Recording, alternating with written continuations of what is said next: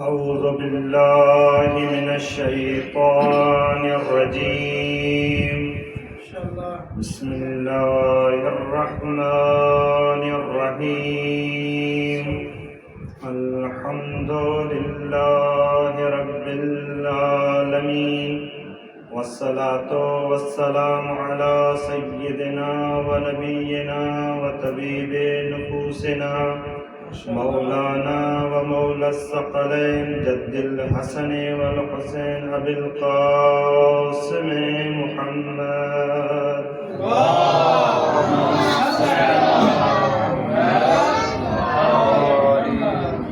ثم الصلاة والسلام على آله الطيبين الطاهرين المعصومين المظلومين، لا سيما بقية الله في الأرضين الحجة الثاني عشر إمام المنتظر روحي وأرواح العالمين له الفداء، واللعنة الدائمة على أعدائهم أجمعين من الآن إلى قيام يوم الدين. أما بعد، فقد قال سبحانه وتعالى في محكم كتابه المجيد والفرقانه الحميد: بسم الله الرحمن الرحيم. ذکر فإن الذکر تنفع المؤمنین. بلندتر صلوات.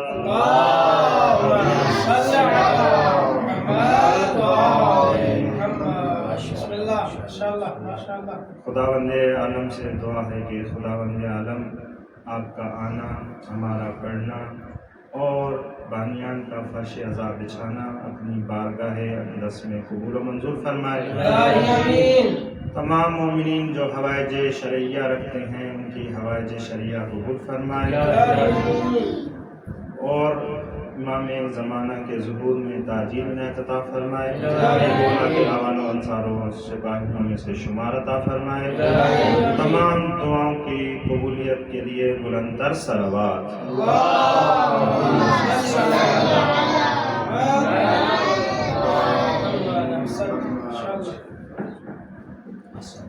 تمام احباب سے ادباً اجازت چاہتے ہوئے چند جملے. کوئی بڑے خطیب نہیں، بس ذکر حسین میں اپنا نام لکھوانے کے لیے. یہ سورہ ذاریات کی آیت نمبر 55 میں ارشاد ہوتا ہے: ذکر کریں فإن الذکر، یہ جو ذکر ہے تنفع المؤمنین، یہ مومنین کو فائدہ پہنچانے والا ہے. ابھی اس ذکر سے مراد اگر تفاسیر میں لی جائے تو تفاسیر والوں نے یہ لکھا کہ اس ذکر سے مراد خود قرآن ہی ہے، لیکن بعض نے لکھا کہ اس ذکر سے مراد نماز ہے، کہ اس ذکر سے مراد صوم ہے. لیکن آیت کے اس آگے والے جملے سے ہمیں یہ سمجھ آتا ہے کہ اگر نماز ہے تو اس آیت کے جملے میں ہے کہ تنفع المؤمنین، کہ یہ ذکر مومنین کو فائدہ پہنچانے والا ہے. اگر یہ نماز فائدہ پہنچانے والی ہوتی تو اللہ اس ذکر میں کہتا کہ اس ذکر کے بعض حصے میں فائدہ ہے کہ بعض میں فائدہ نہیں ہے، کیونکہ بعض لوگوں کی نمازیں ایسی ہوں گی کہ اللہ ارشاد فرمائے گا کہ ان کی عبادات ان کے منہ پہ ماری جائے گی. تو عزیزان، کہ ہمیں اس ذکر کی اگر تفسیر قرآن سے کی جائے تو قرآن کی سورہ طلاق میں آیت ارشاد ہے کہ قد انزل اللہ علیکم ذکرا، اللہ نے آپ کی طرف ذکر بھیجا. تو علامہ جلال الدین سیوطی نے لکھا کہ اس ذکر سے مراد خود رسول کی ذات گرامی اقدس ہے. لیکن اگر اس کی اور زیادہ تفسیر کریں اور اس کی زیادہ تشریح میں جائیں تو قرآن کی سورہ انبیاء کی آیت نمبر 7 اور سورہ نحل کی آیت نمبر 43 میں ارشاد ہوتا ہے کہ فَاسْأَلُوا أَهْلَ الذِّكْرِ إِن كُنتُمْ لَا تَعْلَمُونَ. اہل ذکر سے پوچھیں اگر تم نہیں جانتے، سوال کریں اہل ذکر سے اگر تم نہیں جانتے کہ ان آیات کا اگر خلاصہ کیا جائے تو یہ آپ کو ترجمہ منظم ملے گا اور ایک مفہومی ترجمہ ملے گا کہ آپ سوال کریں اہل بیت علیہ السلام کی ذات سے۔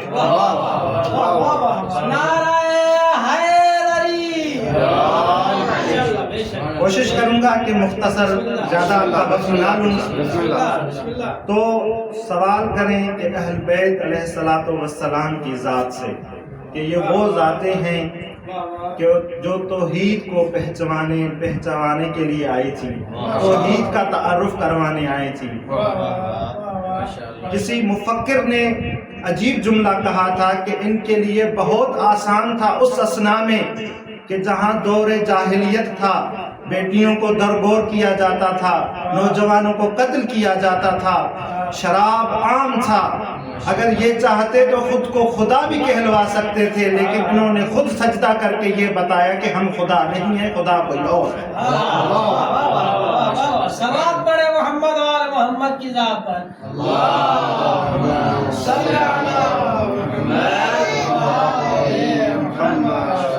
تو مومنین کرام، مولا امیر نے یہ کوفے کی ممبر پہ سلونی کی دعویٰ نہیں کی تھی۔ کیا بات ہے، کیا بات ہے۔ ایک منزل پہ آپ کو لے چلتا ہوں، آپ کی توجہات مرکوز ہوں ہماری طرف، کہ مولا امیر نے کبھی بھی کوفے کی ممبر پہ سلونی کی دعویٰ نہیں کی تھی کہ مولا امیر 3 دن کے ہیں، 16 رجب کا دن ہے، کہ رسول کے ہاتھوں پہ ہے، کہ جب رسول خدا مولا امیر کو باہر لے کے آتے ہیں تو جب ہاتھوں پہ لیا ہوتا ہے تو منات کے پوجنے والے کہتے ہیں کہ یہ بچہ کہاں سے آیا، لات کے ماننے والے کہتے ہیں یہ بچہ کہاں سے آیا، کہ عزا کے ماننے والے کہتے ہیں یہ بچہ کہاں سے آیا، لیکن بچے نے بول کے کہا کہ مجھ سے پوچھو میں کہاں سے آیا۔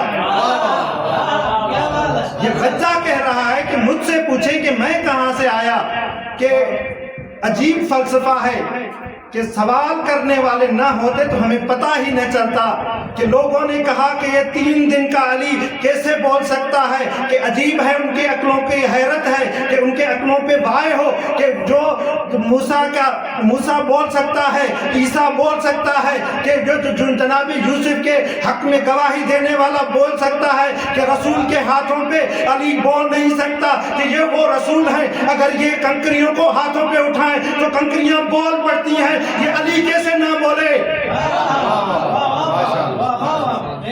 یہ وہ ہاتھ ہیں کہ جو وما ینطق عن الہوا کے مصداق ہیں، کہ یہ وہ ہاتھ ہیں جن کے ہاتھوں پہ کنکریاں بولتی ہیں، تو یہ تو علی کی ذات ہے کہ علی کیسے نہ بولتا یہاں پہ۔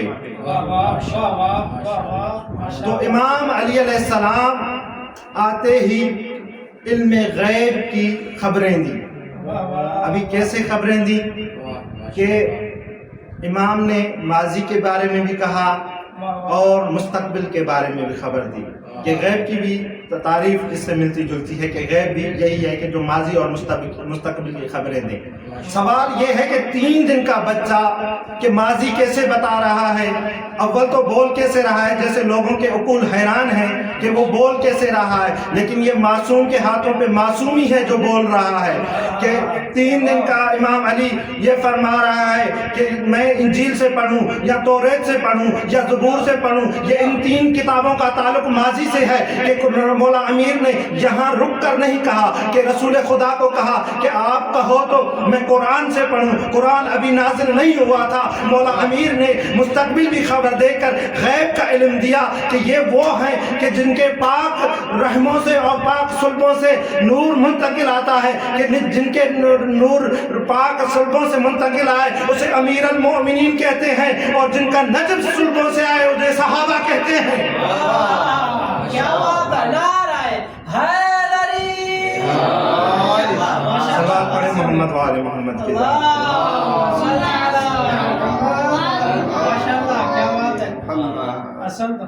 تو عزیزان کہ کوفے کا منبر ہے اور مولا امیر بیٹھے ہیں، کہ سوال کرنے والے نے سوال کیا کہ اے امیر المؤمنین یہ بتائیں کہ آپ کا नारा है कि हमारा पहला भी मोहम्मद है, हमारा दरमियान वाला भी मोहम्मद है, हमारा आखिरी भी मोहम्मद है, और हम सारे कुल्लोना मोहम्मद है, आप कुल्लोना मोहम्मद है।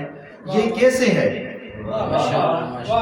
तो मौला अमीर, क्योंकि मासूम का कलाम यही होता है कि उनके अक्लों को देख के उसी के मुताबिक जवाब दिया जाए।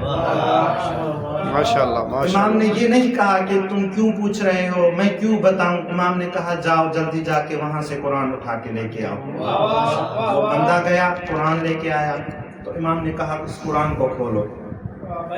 इमाम ने कहा कुछ सूरतें दिखाई, फिर मौला ने कहा इसको समेट लो। उसने कुरान को बंद कर दिया।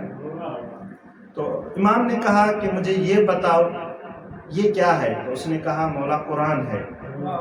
तो कहा कुरान है? कहा हाँ कुरान है।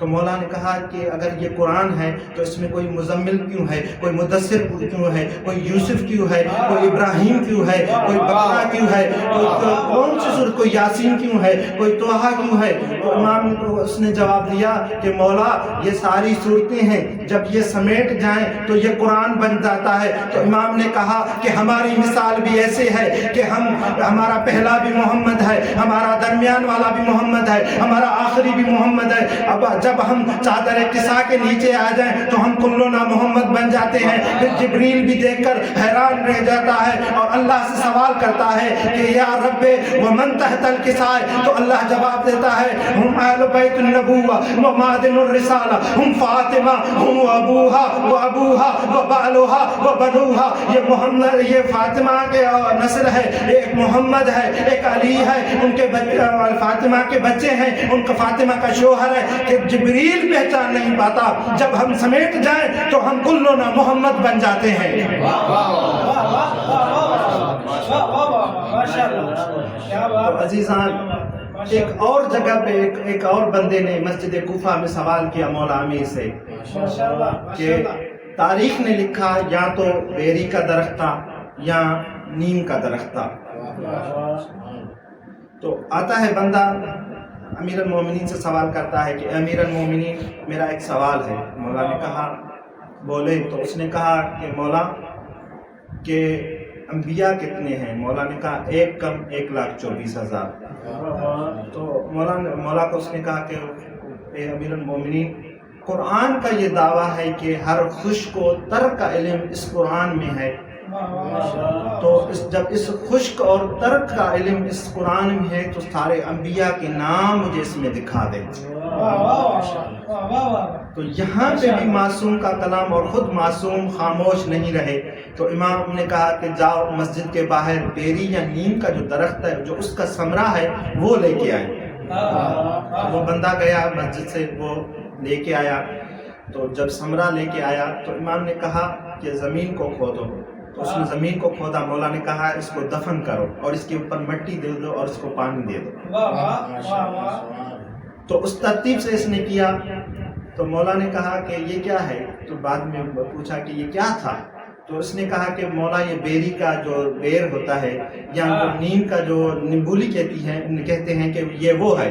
तो मौला ने कहा कि ये इससे अगर हम दफन कर रहे हैं, पानी दे रहे हैं, तो इसके बाद क्या होगा? तो कहा मौला कुछ दिनों के बाद इसका छोटा सा पौधा निकलेगा, पौधे के बाद दरख्त निकलेगा, दरख्त की शाखें होंगी, फिर उसमें समरा लगेगा और उसमें पत्ते भी होंगे। तो मौला ने कहा कि कहाँ है, मुझे दिखाओ। तो मौला ने कहा कि कहाँ है, मुझे दिखाओ। तो मौला को कहा, इसने कहा कि ये मुमकिन नहीं है कि मौला कि ये अभी हो जाए और ये मैं आपको दिखा सकूं, लेकिन ये इसमें समाया हुआ है कि मौला अमीर ने भी यही कहा कि आपकी ज़र्फ़े काबिल नहीं है कि आपको मैं उसके अंबिया के नाम दिखा दूं, कि जब अंबिया के नाम के लिए वक्त चाहिए और वो वक्त जब आप देंगे तो वारिस कुरान आपको कुरान की तालीम देंगे और आपको सारे किस्से बताएंगे और कुरान बताएंगे। तो ये है मौला का इल्म और मौला की मंजिलत।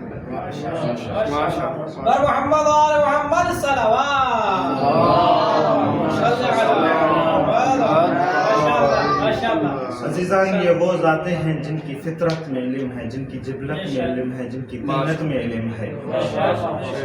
कि एक बुजुर्ग ने इसकी قریب تک جو مثال دی ہے، اس نے کہا کہ آپ کچھ انڈے بدخ کے لے لیں، کچھ انڈے مرغی کے لے لیں، اور وہ جو بدخ کے انڈے ہیں وہ آپ مرغی کے نیچے رکھ دیں، اور 20 یا 21 دنوں کے بعد جب بچے پیدا ہو جائیں ان کو لے کر جب آپ دریا کے کنارے آئیں تو جو بدخ کے بچے کے نکلیں گے، انڈے سے بچے نکلیں گے، وہ تیرنا شروع کریں گے اور مرغی کے بچے اندر اس میں داخل ہی نہیں ہوں گے۔ تو کسی نے کہا ایسا کیوں؟ تو کہا کہ اس لیے کہ بدخ کے فطرت میں تیرنا ہے اور مرغی کی فطرت میں تیرنا نہیں، کہ ان کی فطرت میں علم ہے، یہ علم سے اس طرح جدا نہیں ہے جس طرح پانی سے بدخ کے بچے جدا نہیں ہیں۔ یہ ذات کی مثال ہے۔ تو یہ ہمیں سمجھانے کے لیے لباس بشریت میں آئے، ورنہ یہ نوری مخلوق تھے کہ اس طرح کا کہ یہ جو مائک ہے، یہ آپ مائک دیکھ رکھے ہیں، اس کے ایک ریڈار اور لائن کھینچتی ہے جو آواز منتقل کر کر اس وائر کے ذریعے لاؤڈ تک جاتی ہے، لاؤڈ تک آپ تک پہنچ رہی ہے کہ یہ اس کی یہ جو اس میں رکھی گئی ہے کہ آپ تک آواز پہنچائے۔ اور یہی ہے، یہ تار ہے نا، اس کا کم کیا ہے، فقط یہ تار آواز پہنچا رہی ہے، اس میں بجلی بھی ہے، اس میں آواز کی لہریں بھی ہیں، لیکن اگر آپ اس کی بجلی کی سمت کو دیکھیں، اگر آپ باہر والی تار کو دیکھیں، اس پہ کور بھی چڑھا ہوا ہے، اس کو آپ ڈائریکٹ ہاتھ نہیں لگا سکتے، اس کو آپ ڈائریکٹ ہاتھ بھی لگا سکتے ہیں۔ اگر یہ ڈائریکٹ ہوتی تو ہم نہ مائک کو ٹچ کر سکتے، نہ مائک پہ بول سکتے، جان بچتی تو بولتے نا، ان کی بھی جان بچتی تو بولتے نا، ہم بچی ہی نہیں تو یہی تو کہہ رہے تھے کہ مولا ہمیں بچائیے، ہم غرق ہو رہے ہیں۔ کیا بات ہے، کیا بات ہے، ماشاءاللہ۔ تو عزیزان کہ یہ ہے ان کی ذات اقدس۔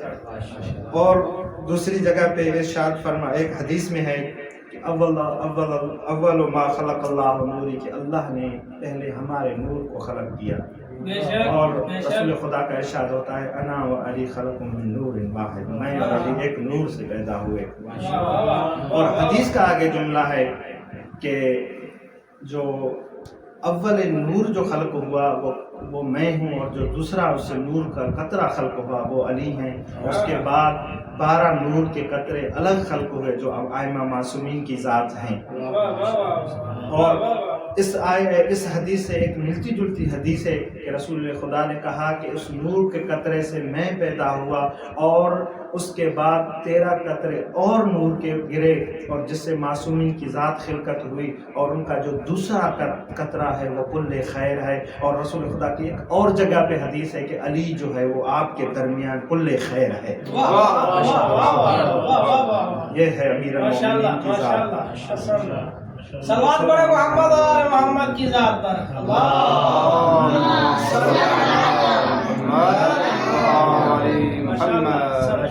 عزیزان، مختصر خلاصہ یہ کہ یہ ہمیں سمجھانے کے لیے آئے تھے بے شک کہ رسول خدا صلی اللہ علیہ وآلہ وسلم سے کسی نے سوال کیا کہ اے رسول کائنات، ماشاءاللہ، آپ کی خلقت کے مراحل کیا ہیں؟ کیونکہ 2 بندوں نے آ کے سوال کیا الگ الگ مقامات پر۔ ایک کو رسول خدا نے اس کے ذہن کے مطابق کہا کہ ہم تب سے ہیں جب سے جب نہ تھا، اور ہم تب سے ہیں جب سے تب نہ تھا، جب یہ گھڑیال کی رفتار نہ تھی، نہ منٹ تھے، نہ سیکنڈ تھے، نہ اس میں دقت تھی، نہ ہی ہاتھی میں جسامت تھی، نہ جو ایول میں قدامت تھی۔ ہم تب سے ہیں کہ ہم توحید کے یہاں مقیم تھے۔ اور جب دوسرے بندے نے سوال کیا کہ رسول خدا آپ کہاں تھے اور آپ کے خلقت کے مراحل کیا ہیں، تو عزیزان یہاں پہ رک کے ایک بات کہوں کہ ہماری خلقت کے مراحل الگ ہیں اور ان کی خلقت کے مراحل الگ ہیں۔ ہمارے بلند صلوات پڑھے محمد وآل محمد کی ذات۔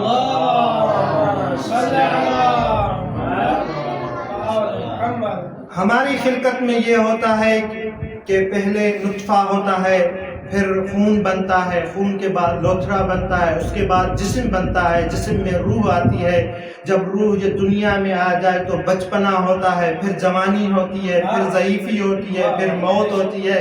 لیکن رسول خدا کی خلقت کے مراحل میں سے بھی دو مراحل ہیں، ایک دنیائی مراحل ہے، ایک توحید کے یہاں مراحل ہے۔ جو توحید کے یہاں مراحل ہے، رسول خدا ارشاد فرماتے ہیں کہ جو توحید کے مراحل ہیں وہ ہمیں 12 حجابات میں سے گزارا گیا۔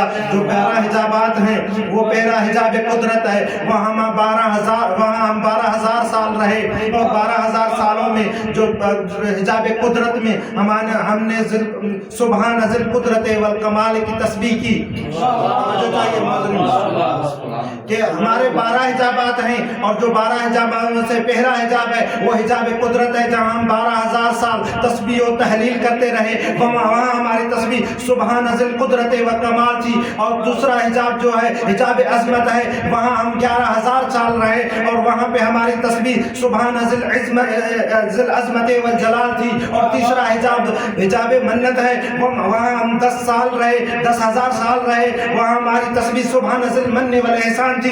چوتھا حجاب جو ہے حجاب رحمت ہے، جہاں پہ ہم نے سبحان ذی الرحمت کی والواسعت کی تسبیح کرتے رہے۔ پانچواں حجاب سعادت ہے، جہاں پہ ہم سبحان قسیم السعادت والکرامت کی تسبیح کرتے رہے۔ اور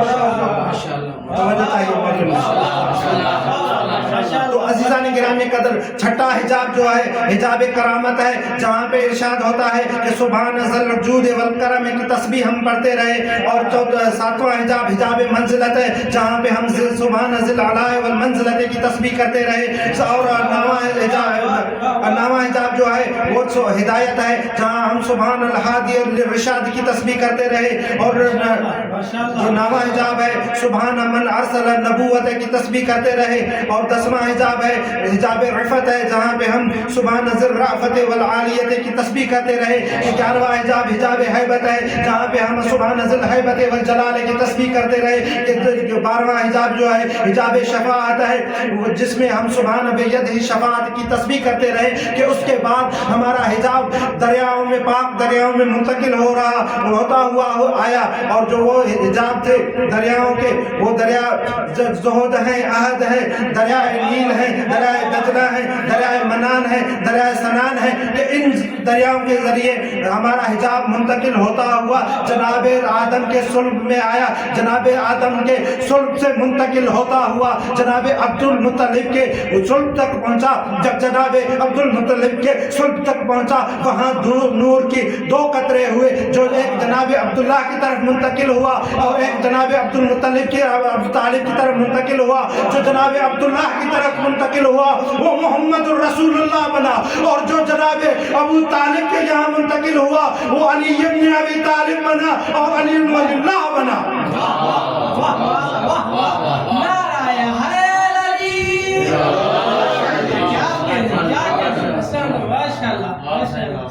محمد و آل محمد کی ذات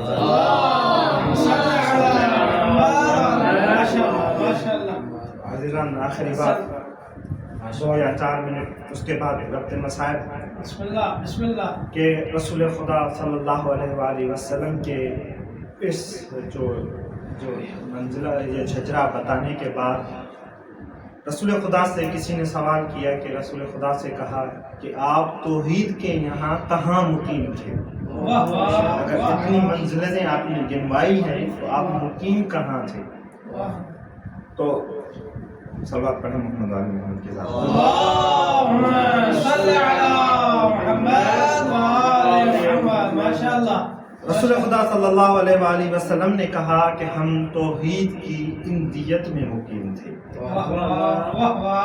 جو علم کلام جانتے ہیں ان کو پتا ہے کہ ارتقاء کی 4 منزلیں ہیں۔ ایک قرب ہے، دوسرا دنو ہے، تیسرا لدن ہے، اور چوتھا اندیت ہے۔ اب قرب کیا ہے کہ آغا صاحب بیٹھے ہیں میرے قریب میں، اور یہ اگر مجھ تک پہنچنا چاہیں تو ہاتھ پہنچا سکتے ہیں، لیکن جو دور بیٹھی ہیں وہ قرب نہیں ہے، یہ قریب ہیں، قرب نہیں ہے۔ قرب یہ جو ساتھ ہے، جو جلدی پہنچ بھی سکتے ہیں۔ اگر مثلا فرض کریں کہ مثلا میں جیسے ربط مصائب ہوتا ہے، امامہ دیتا ہوں تو شیخ صاحب لے کے رکھیں گے کیونکہ یہ قریب ہے، شے پہنچ رہی ہے، یہ قرب ہے. تو اور اس کی اور واضح مثال کہ رسول خدا نے کہا کہ قُلْ لَا أَسْأَلُكُمْ إِلَيْهِ أَجْرًا إِلَّا الْمَوَدَّةَ فِي الْقُرْبَى، کہ یہ جو چادر کسا کے نیچے ہیں یہ میرے اقربا میں سے ہیں. یہ قرب سے آگے منزل ہے اقربا کی. اور دوسری منزل کیا ہے؟ دن کی. تو قرآن میں ارشاد ہوتا ہے کہ جنت میں جو جنتی ہیں یہ جب بھی کوئی چیز طلب کریں گے اور ہاتھ اوپر کریں گے یہ ان کے ہاتھ تک پہنچ جائے گی. یہ کیا ہے؟ یہ مقام دنو ہے. کیا بات ہے، ماشاءاللہ. اور تیسری منزل ہے لدن کی. لدن کیا ہے؟ لدن یہ ہے کہ مثلا ایک یہ رومال ہے کہ اس طرف میرا ہاتھ ہے، اس طرف آپ ہیں، کہ یہ جو حائل ہے جو میں دیکھ رہا ہوں جس پہ میری نظر پڑ رہی ہے یہ لدن ہے. وہ وہاں سے جو آپ کی نظر پڑ رہی ہے وہ آپ کی طرف لدن ہے، یہ میری طرف لدن ہے. اور چوتھی چیز اندیت ہے. اندیت کے عام اور سادہ مثال وہ یہ کہ آج کے محقق اور سائنسدان جو ڈاکٹر ہیں، اگر آپ کسی بھی آپریشن کے لیے جائیں، چاہے وہ بڑا آپریشن ہو، چھوٹا آپریشن ہو، چاہے وہ MRI ہو، کچھ بھی ہو، آپ ان کو جا کے کہیں کہ یہ جو میں بول رہا ہوں یہ الفاظ کہاں سے آ رہے ہیں، وہ اس کی تحقیق نہیں بتائیں گے. وہ آپ کے دل کا آپریشن، اگر مریض ہیں دل کے تو دل کا آپریشن کریں گے، کوئی اور مرض ہے تو اس کا آپریشن کریں گے. لیکن آپ یہ کہیں کہ یہ جو الفاظ ہر کسی کے لیے، میرے لیے نہیں، ہر کسی کے لیے جو بولتا ہے کہ یہ جو الفاظ میں ادا کر رہا ہوں یہ کہاں سے نکل رہے ہیں، آپ میرا جسم کے حصے سے کر دیں، بتا دیں، تو وہ یہ نہیں بتائے گا. وہ یہ کہے گا کہ یہ آپ کی اندیت میں شامل ہیں، یہ آپ سے جدا نہیں ہو سکتے. آپ ان کو کہیں سے بھی ڈھونڈ لیں گے آپ کو نہیں ملیں گے کیونکہ یہ آپ کی اندیت میں ہے. اور رسول خدا نے کہا ہم جب وہاں تھے تو وہاں پہ اندیت میں رہتے تھے، اندیت میں رہتے تھے. یہ مقام ہے ان کا. تو عزیزان جو سارے ادیان ہیں، ادیان عالم جنہیں کہا جاتا ہے، کہ تقریباً سارے ادیان خوف کی وجہ سے پھیلے ہیں. کسی نے آگ کو جلتا ہوا دیکھا اور اس کے قریب گیا تو اس آگ نے جلایا تو اس نے کہا کہ اگر اس نے جلایا ہے تو بچا بھی یہی سکتی ہے. اس نے آگ کو پوجنا شروع کر دیا. کسی نے کسی کو سانپ نے کاٹا تو اس نے کہا اگر موت یہاں سے آئی ہے تو حیاتی بھی یہاں سے آتی ہے. سوال پڑھیں محمد والے محمد کے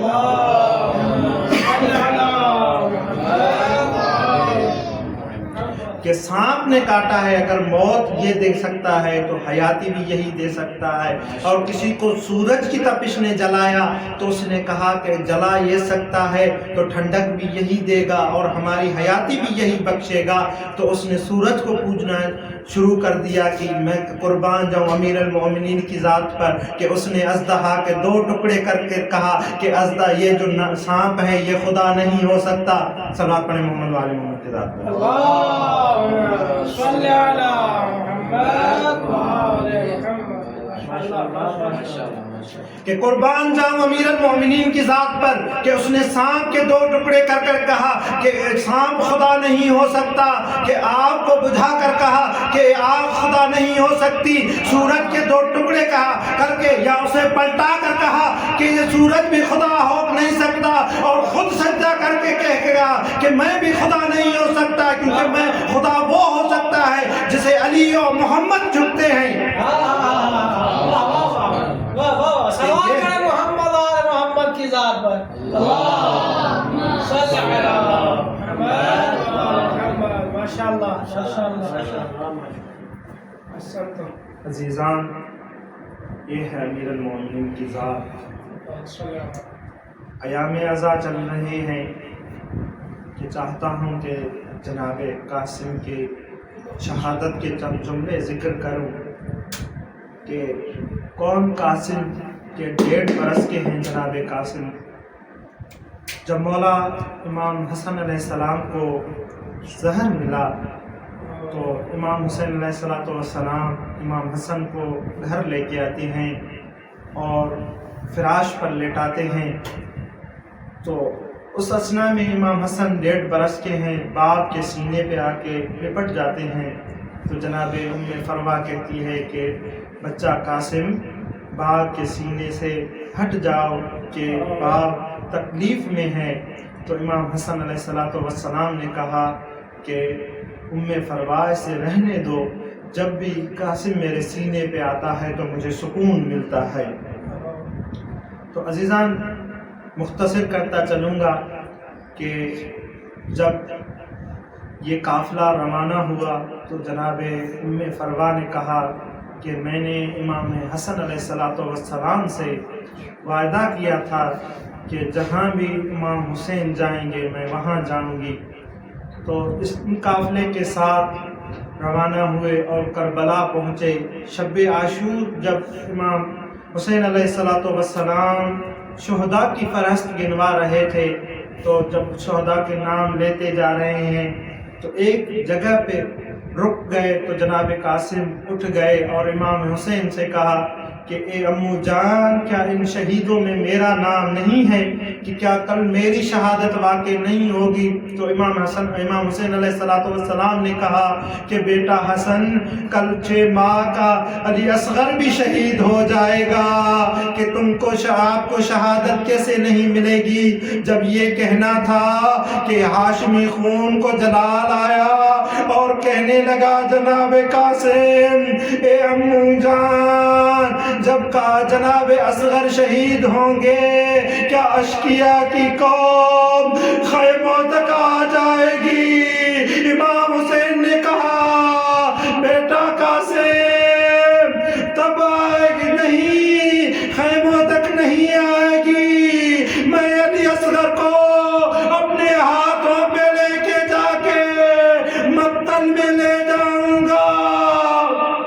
آزادارو، جب 10 محرم کا دن آیا، رفقا، صحابہ اور عزیز شہید ہوتے رہے، تو ایک لحظہ ایسا آیا کہ جناب قاسم زانوں پہ بیٹھے ہوئے ہیں، دونوں ہاتھوں میں سمیٹے ہوئے ہیں اور بہت زیادہ گریہ کر رہے ہیں۔ تو جناب زینب سے جناب ام فروا نے کہا کہ مجھے لگ رہا ہے کہ یہ جو رونے کی آواز ہے میرے قاسم کی ہے، میرا لال رو رہا ہے۔ جناب ام فروا قریب جاتی ہے اور جناب قاسم سے پوچھتی ہے بیٹا کیا ایسی بات ہوئی جو آپ رو رہی ہیں؟ تو جناب قاسم نے کہا اماں مجھے چچا جان شہادت کی اجازت نہیں دے رہے۔ تو جناب ام فروا نے جناب قاسم کو بازو کو پکڑا، وہاں سے تعویذ نکالا اور کہا کہ یہ تعویذ لے جا کر امام حسین کو دے دو۔ جب یہ تعویذ لے کر جناب قاسم امام حسین کے پاس گئے اور تعویذ کے جملے جناب اس خط کو کھولا اور اس خط پہ لکھا تھا کہ بیٹا قاسم، جب بھی میرے بھائی امام حسین پہ مشکل وقت آئے تو آپ اپنی جان امام حسین پہ فدا کر دینا کہ اس کے بعد جناب قاسم کو تیار کیا گیا کہ مقتل میں جانے کے لیے کہ شہادت کی اجازت ملی۔ اور جناب قاسم کہتے ہیں کہ جناب قاسم 13 برس کے تھے کہ امام کو کوئی بھی ذرہ پوری نہیں آ رہی، جناب قاسم کو کوئی بھی ذرہ پوری نہیں آ رہی تھی۔ جناب قاسم مقتل کی طرف نکلے ہیں کہ بڑے بڑے سورماؤں کو واصل جہنم کرتے گئے کہ جب یہ دیکھا کہ یہ ہاشمی جوان بڑے بڑے سورماؤں کو جہنم واصل کرتے جا رہا ہے تو فوج اشقیاء نے کہا کہ سب مل کے حملہ کرو۔ جب مل کے حملہ ہوا کہ ملتا ہے کہ ایک ایسا گرز آیا کہ جناب قاسم کے سر پہ لگا۔